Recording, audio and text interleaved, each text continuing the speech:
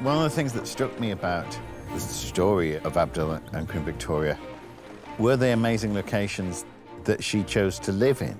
We're in very, very precious places. We feel very confident that the quality of the environment actually really supports the drama. It was awe-inspiring, it was sort of, wow, there's a royal palace. We were in Scotland. There's so much history to it, and I thought that was really, really essential. You're really filming in realistic locations. I couldn't think of another way of doing it. Sir Henry, I would like to go with Abdul to Glassell Shield. Glassell Shield? Alone? It was a gift to me as a writer to be able to have these sort of 4 acts of the drama take place in these very real but very distinctive places. Most of the second part of the story all takes place in Osborne House, which she built with Albert. We'd gone to Osborne in the film Mrs. Brown.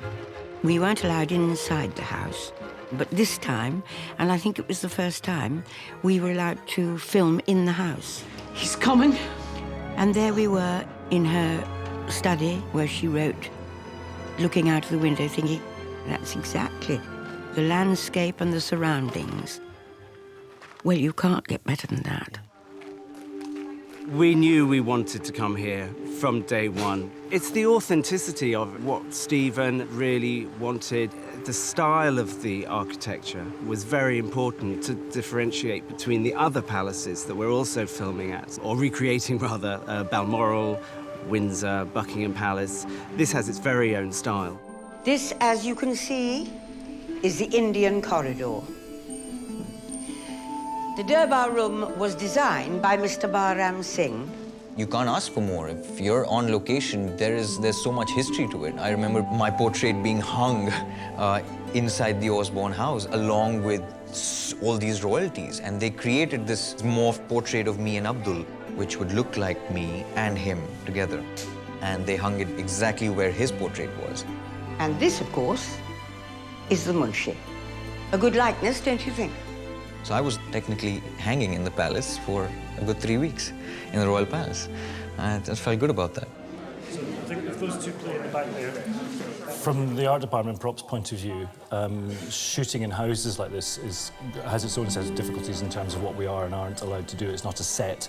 We can't move things around as freely as we could normally. A lot of the objects, some of the furniture belongs to the house and is fairly priceless. So we collaborate with the house staff to help us move things around to camera.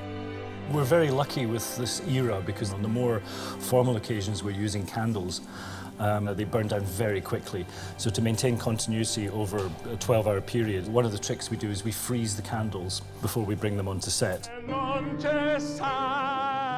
so that they burn much slower. But even then, we're having to replace candles all the time. Every time we turn the camera around and look at it from a different angle, the candles have to be the same length again, so we have to replace all the candles.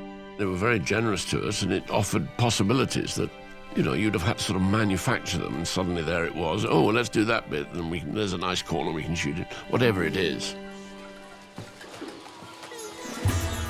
All the Indian sequences are shot in India, so I wouldn't know how you manufactured it. India is just phenomenal. We filmed in Agra because the Taj Mahal is not just an iconic building in India, but it's an iconic symbol for our film. It was a monument to love. So it's also really important for us in the context of the relationship between Victoria and Abdul. You have been to the Taj Mahal? No. I'd very much like to see it. Oh, it is beautiful, Your Majesty. It's all white marble. I think we were going to India, but we were also going to India 150 years ago. So, chasing that down outside of India is quite a difficult thing. So it was better to be there and then try and carve a little bit of history within modern-day India.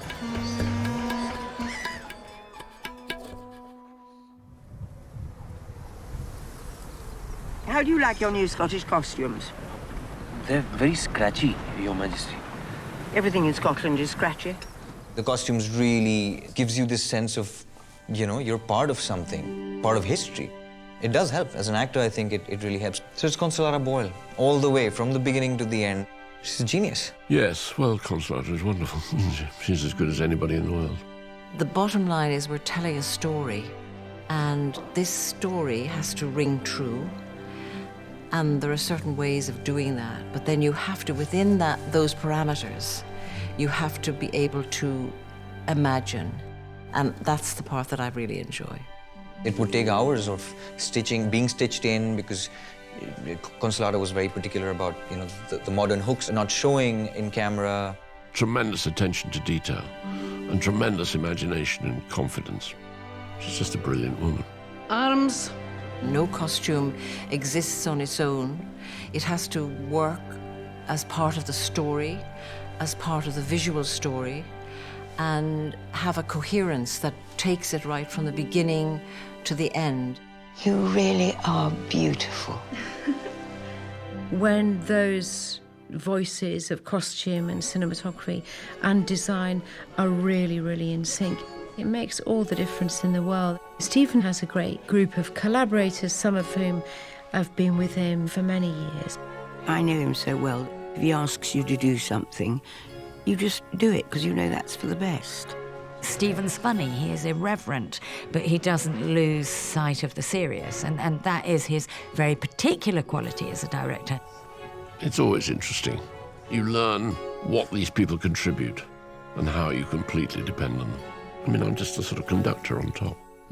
I don't know how you'd make a film if you wanted to do it all yourself.